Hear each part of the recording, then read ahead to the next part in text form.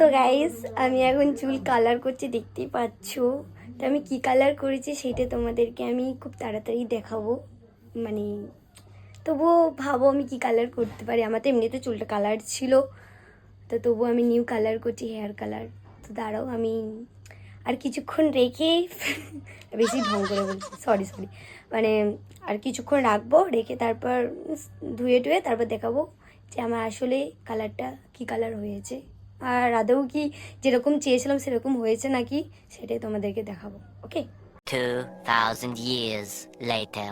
Guys এই যে আমার ফাইনাল লুকটা দেখো, মানে জানি না এই যে মানে পেছনটা দেখাতে পারছে না ঠিক মতো,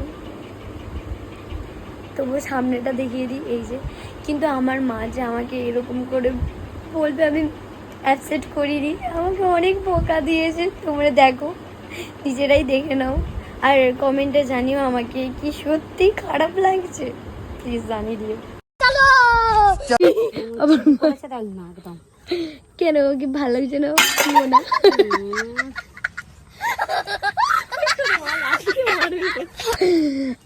গাইস আমার করে ফেলতে চাই জানো, নষ্ট করে করে বিচ্ছিরি জানো কাদের মতন।